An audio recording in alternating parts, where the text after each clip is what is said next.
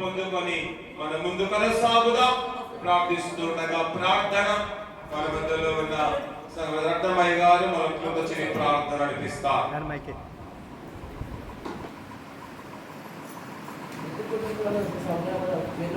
అందరూ తలనొచ్చినట్లయితే ప్రార్థన చేసుకుందాం. కృపా సత్య సంపూర్ణ మా ప్రియ పరలోకపు తండ్రి, నీ పరిశుద్ధమైన నీ నామాన్ని బట్టి స్తుతులు స్తోత్రములు చెల్లిస్తున్నాం ప్రభా. తండ్రి, గడిచిన ఈ వారం అంతటిలో ప్రభా మా అందరకు తోడుగా నీడగా ఉండి నడిపించినందుకు నీకు కృతజ్ఞత స్తుతులు చెల్లిస్తున్నాం ప్రభా. నైనా నీ పరిశుద్ధ ఆలయంలో తండ్రి మేమందరం ప్రభా ఈ పరిశుద్ధ ఆదివారంలో తండ్రి చేరున్నాం ప్రభా. అది కేవలం నీ కృపను బట్టే ప్రభా. మా విశ్వాసము కాదు, మా ప్రేమ కాదు ప్రభా. మా విశ్వాసము కంటే మా ప్రేమ కంటే నీ ప్రేమ గొప్పది కాబట్టి ప్రభా నీ మందిరంలో నివసించాము, నేను స్తుతించాము ప్రభా. ఆయన అయ్యగారు వాక్య భాగంలోకి వెళుతుండగా తండ్రి, ఏ వాక్యమైతే మా హృదయాలతో నింపుతాడో తండ్రి మా హృదయంలో ఫలింప చేయమని ప్రార్థిస్తున్నాం ప్రభా. ఆయన గడిచే సమయమంతా ప్రభా నీకు అప్పగించుకుంటున్నాం తండ్రి. ఆయన ఇంకా రాని వాళ్ళను ప్రభా త్వరగా రప్పించి నీ మందిరంలో ప్రభా మేమందరం శ్రద్ధగా నీ వాక్యాన్ని విని మనసు ఆయన విని గ్రహించే హృదయాలను దయచేయమని ఈ చిన్న ప్రార్థనను నీకు అప్పగించుకుంటూ ప్రభువైన యేసుక్రీస్తు నామమున ప్రార్థించి స్తుతించి అడిగి వేడుకుంటున్నాము ఆ తండ్రి. ఆమేన్. వందనాలు తెలియజేస్తున్నా. ఓపికతో కూర్చున్న మీకందరికీ మన ప్రభువైన యేసుక్రీస్తు నామమున మీకందరికీ శుభములు తెలియజేస్తున్నా. క్రీస్తునందు ప్రేమైన దైవ జనాంగమా, నేటి ఆరాధన కార్యక్రమమునకు నేటి సమయానికి ఏర్పాటు చేయబడిన దైవ వాక్యమును చదవగా మనమందరము విన్నాం.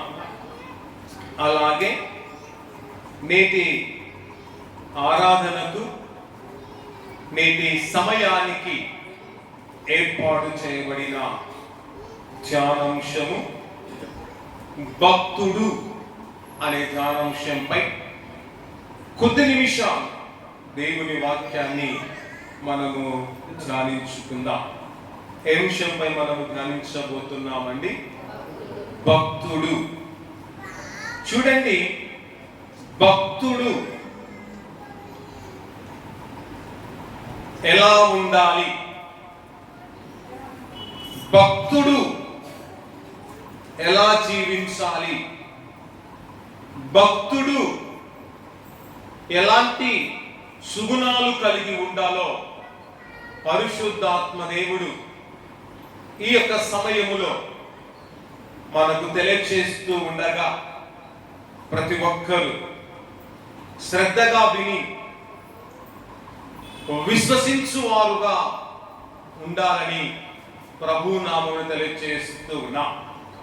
క్రీస్తునందు ప్రేమైన దేవుని బిడ్డలారా, చూడండి, భక్తుడు మొట్టమొదటి చూడండి ఎలా ఉండాలి అంటే పవిత్రుడుగా ఉండాలి. భక్తుడైన వాడు ఎలా ఉండాలంట? పవిత్రుడుగా ఉండాలి. కనుక దేవుని యందు భయభక్తులు కలిగి జీవించే ప్రతి భక్తుడు, ప్రతి భక్తిరాలు పవిత్రుడుగాను పవిత్రురాలుగా ఉండాలని దైవ గ్రంథములో మనము చూస్తూ ఉన్నాం.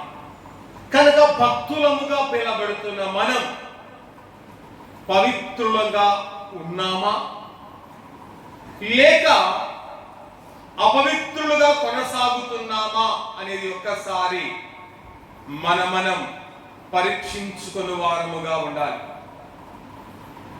భక్తి జీవితములో పవిత్రత అనేది చాలా అవసరమై ఉన్నది. భక్తి జీవితంలో పవిత్రత అనేది చాలా ప్రాముఖ్యమై ఉన్నది. భక్తి జీవితంలో పవిత్రత అనేది చాలా విలువైనదిగా ఉంది. కనుక మన భక్తి జీవితంలో కొనసాగుతున్న సమయంలో ఆయన భక్తులంగా కొనసాగుతున్న మనమందరం పవిత్రులముగాను పవిత్రత కలిగి జీవించే దేవుని యొక్క బిడలముగా, దేవుని యొక్క భక్తులముగా, దేవుని యొక్క దాసులముగా, దాసురాములుగా మనము జీవించువారముగా ఉండాలి. భక్తులు ఎలా ఉండాలి అంటే ఒక కడగబడిన ముత్యములాగా ఉండాలి. కడగబడిన ముత్యము ఎలాగైతే చక్కగా మనకు కనబడుతూ ఉందో, కడగబడిన ముత్యం ఎలాగైతే ఒక తేజస్సుతో కనబడుతుందో, భక్తుడైన వాడు కడగబడిన ముత్యములాగా పవిత్రముగా కనబడాలి, పరిశుద్ధముగా కనబడాలి, నీతిగా కనబడాలి. యథార్థంగా కనబడి జీవిస్తే అతనిలో ఉన్న ఆ భక్తి జీవితాన్ని బట్టి, అతనిలో ఉన్న ఆ శ్రేష్టమైన గుణాలను బట్టి దేవుడు ఆశీర్వదిస్తూ ఉండగా ఆయన ఆశీర్వాదములు, ఆయన దీవెనలు మనము పొందుకొని జీవించు వారముగా ఉండాలి. అందుకే చదవబడిన వాక్య భాగములో చూస్తే అక్కడ అపోస్తుడైన పౌలు కొరింథీ సంఘముల వారికి తెలియజేస్తున్నాడు, మీరందరూ కూడా పవిత్రులుగా ఉండాలి అని ఆయన తెలియజేస్తున్న విధమును అక్కడ మనం చూస్తున్నాం. చదవండి. ప్రియులారా, మనకు ఈ వాగ్దానములు ఉన్నవి గనక. చూడండి, చదవబడిన వాక్య భాగం చూస్తున్నాం.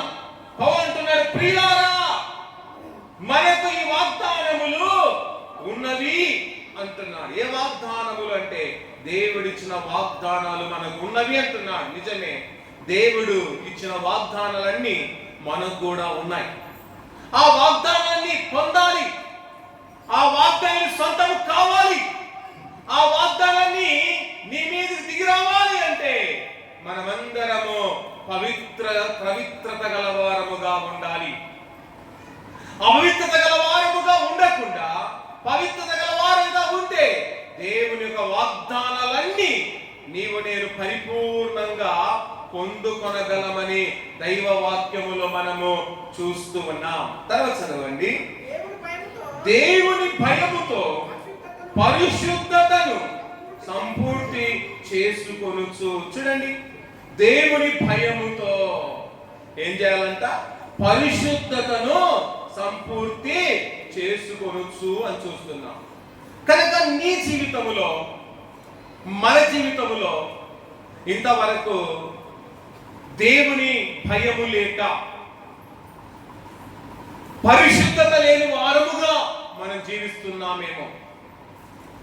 చాలా మంది జీవితాలను మనం ఆలోచిస్తే చాలా మంది దేవుని భయము లేక బరి తెగించి జీవించే వారుగా ఉన్నారు. దేవుని భయము లేక లోకములో విచ్చలవిడిగా జీవిస్తున్నారు.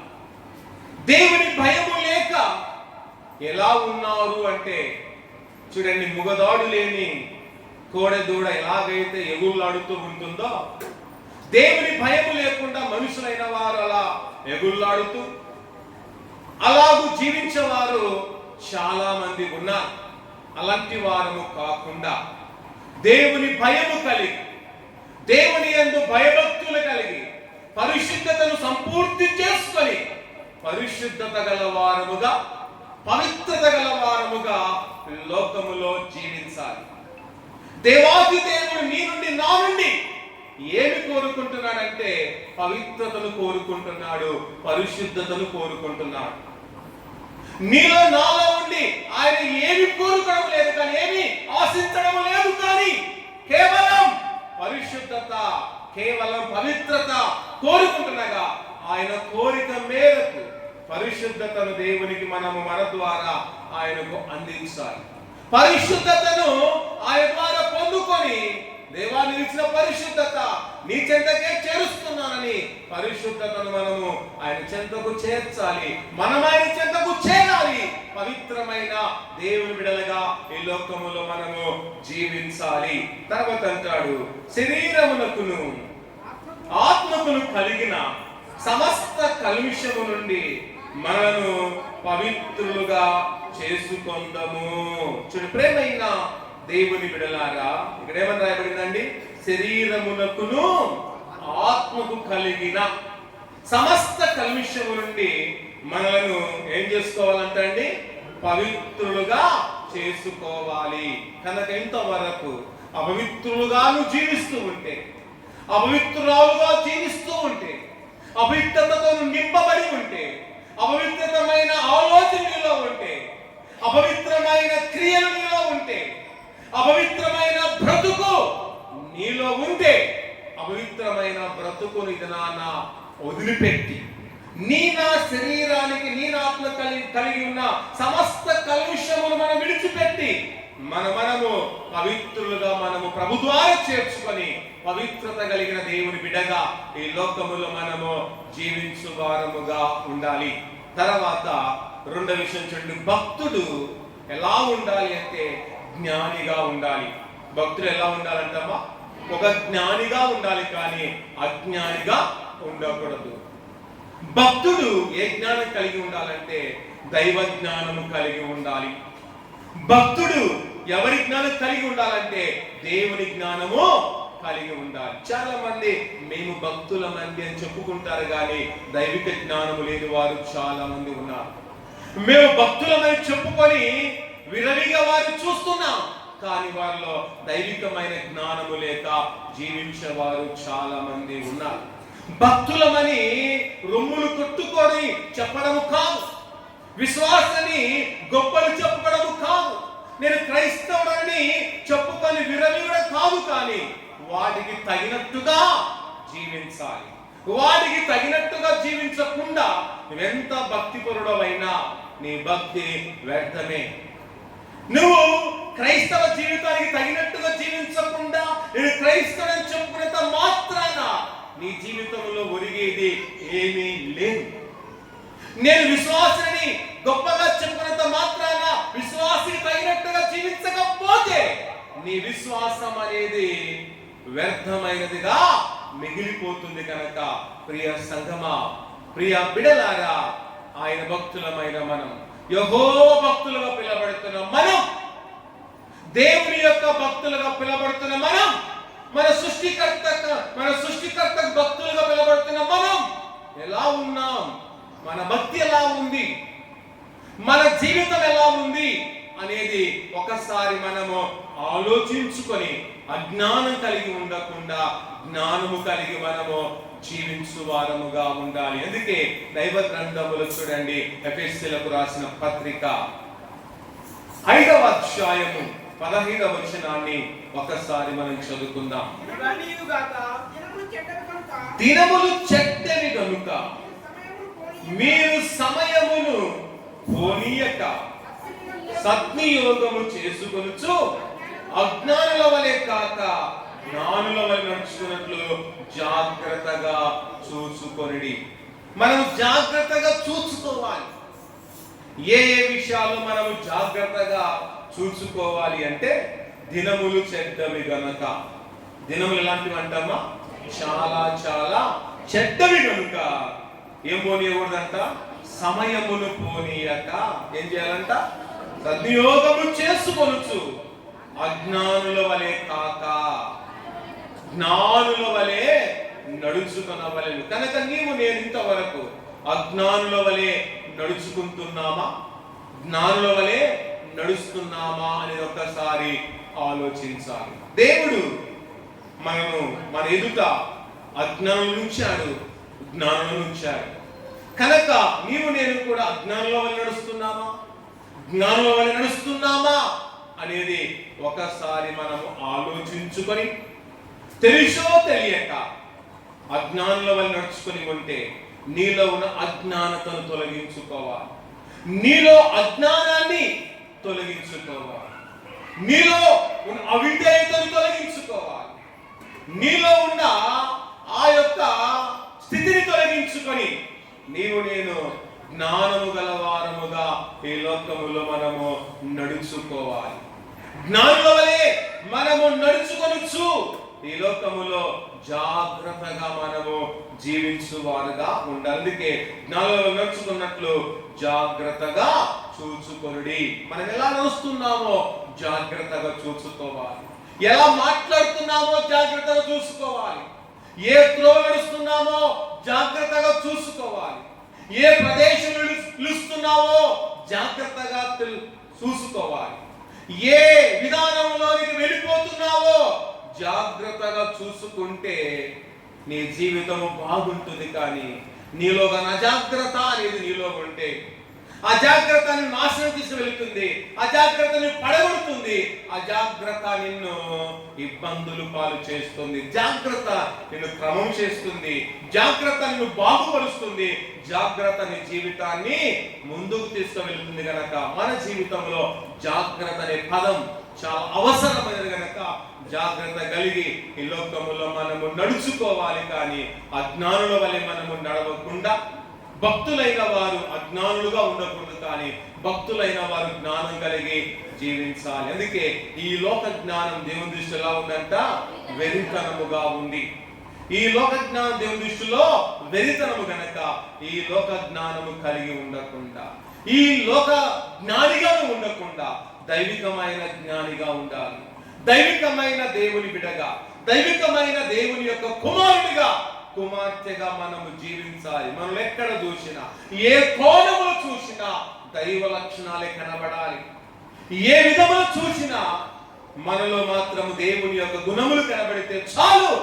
అదే మన జీవితానికి మేలు, అదే మన జీవితానికి ఆశీర్వాదం అని మనమందరము గుర్తెరగాలి. కనుక భక్తుడిగా పిలవబడుతున్న నీవు ఎలా ఉన్నావు? జ్ఞానిగా ఉన్నావా? దైవ జ్ఞానం కలిగి ఉన్నావా లేదని ఒకసారి ఆలోచించుకొని దైవ జ్ఞానము కలిగిన మంచి భక్తుడుగా ఉంటూ మంచి పేరును మనము సంపాదించుకొని, మంచి ఖ్యాతిని ప్రభు ద్వారా సంపాదించుకొని, మంచి విలువను ఆయన ద్వారా సంపాదించుకొని విలువ కలిగిన వారముగా ఉండాలి.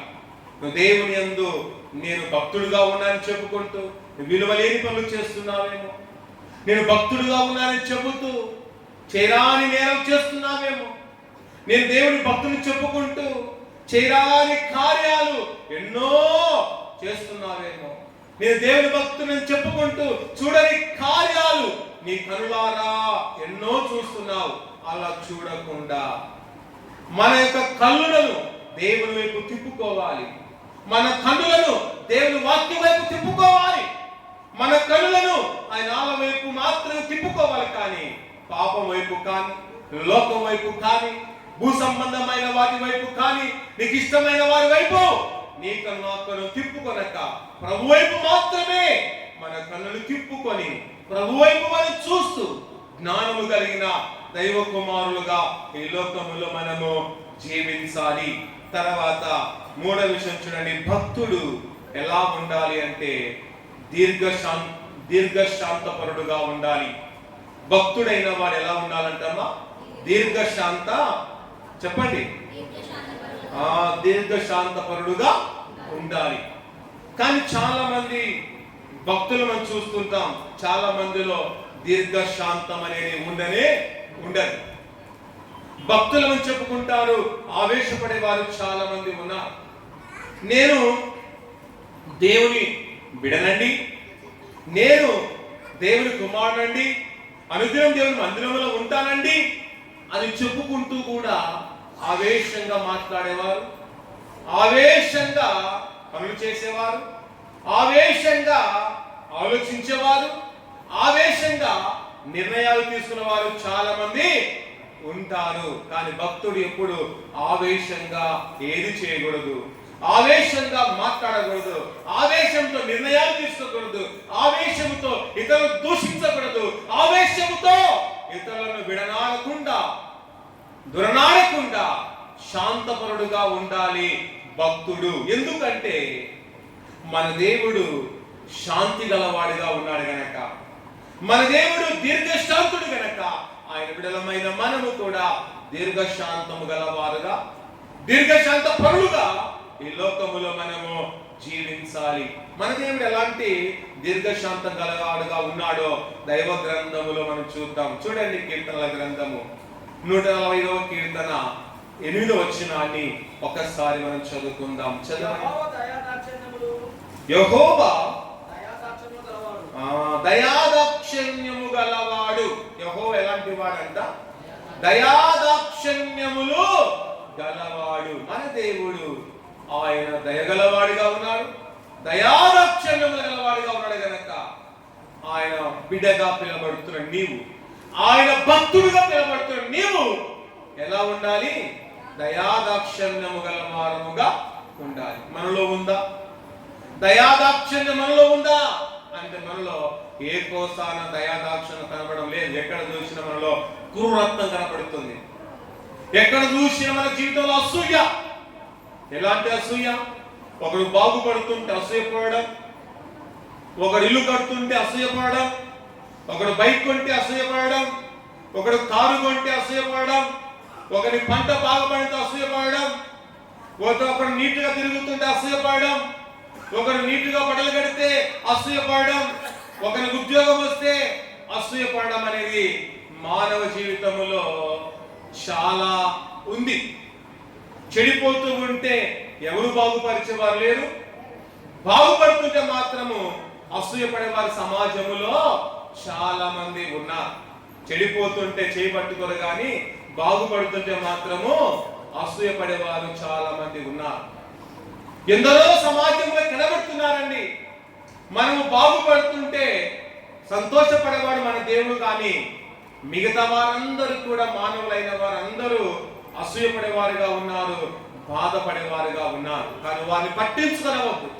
నీ ఎదుగుదల దేవుడు కోరుకుంటున్నాడు, నీ అభివృద్ధి దేవుడు కోరుకుంటున్నాడు, నీవు ఆశీర్వదించడం దేవుడు కోరుకుంటున్నాడు.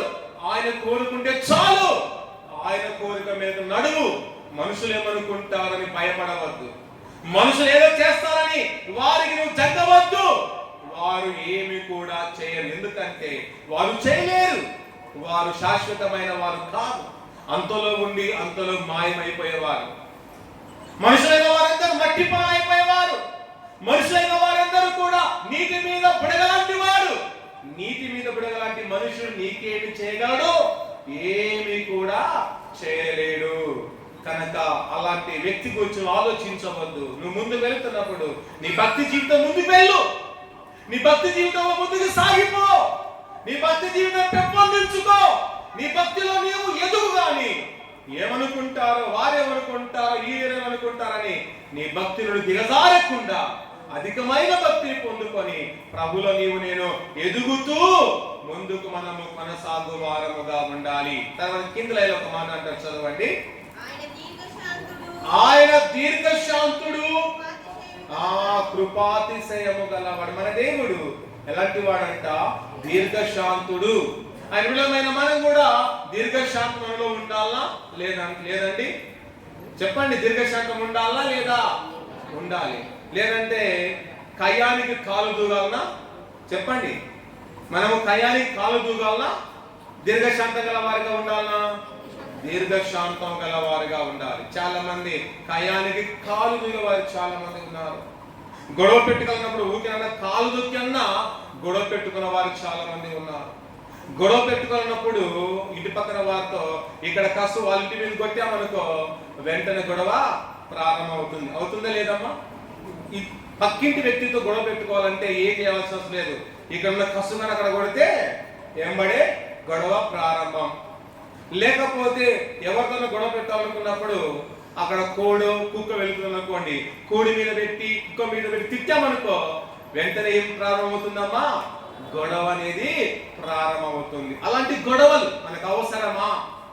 అలాంటి సమస్యను కల్పించిన అవసరమా?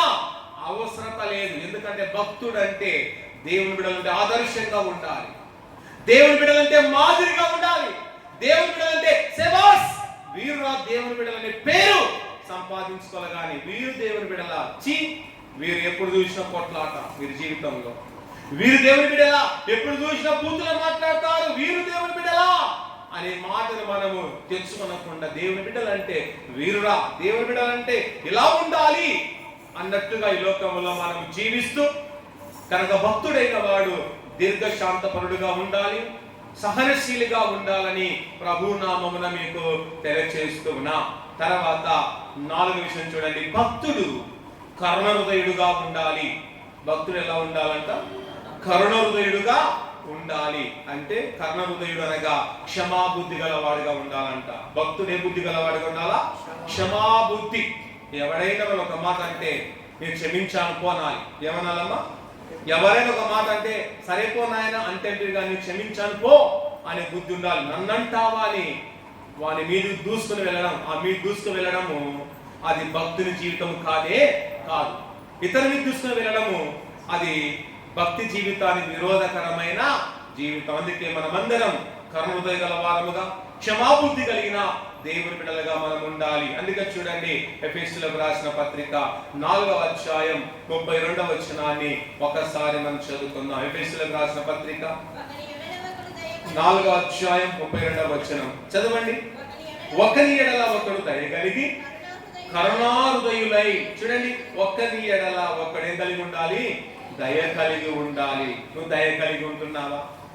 ఒకరి పట్ల ఒకరు దయ చూపుతున్నావా లేదా క్రోధం చూపుతున్నావా? ఒక అన్న, ఒక అక్క, ఒక చెల్లెలు ఒకసారి నువ్వు ఆలోచించు. కనుక ఒకరి ఎడల ఒకరు మనము దయగల వారముగా ఉండాలి. తర్వాత అంటాడు, ఏమంటున్నాడు? కరుణాహృదయులై అంటున్నాడు. కనుక నీవు నేను కూడా కరుణాహృదయులుగా మనము జీవించాలి. తర్వాత అంటాడు, క్రీస్తునందు దేవుడు మిమ్మల్ని క్షమించిన ప్రకారము మీరు ఒకరినొకరు క్షమించుడి.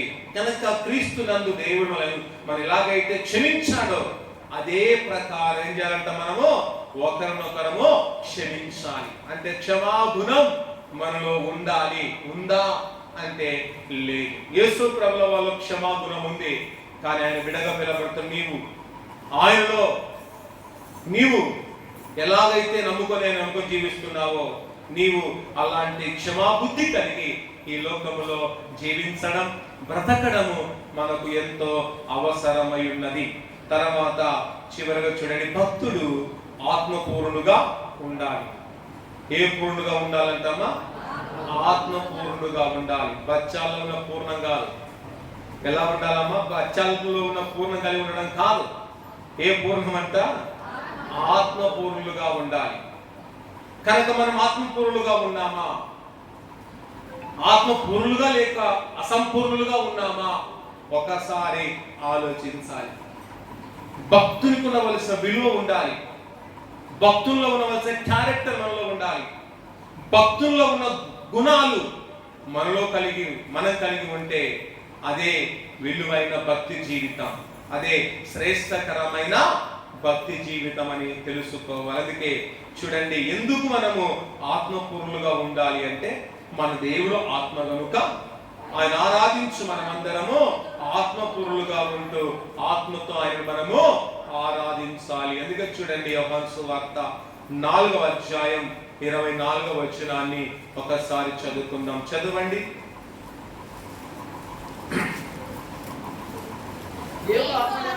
దేవుడు ఆత్మ కనుక ఆయన ఆరాధించువారు ఆత్మతో సత్యముతో ఆరాధించవలను. కనుక ప్రియ సోదరి సహోదరుడా, మన దేవుడు ఏమై ఉన్నాడంట?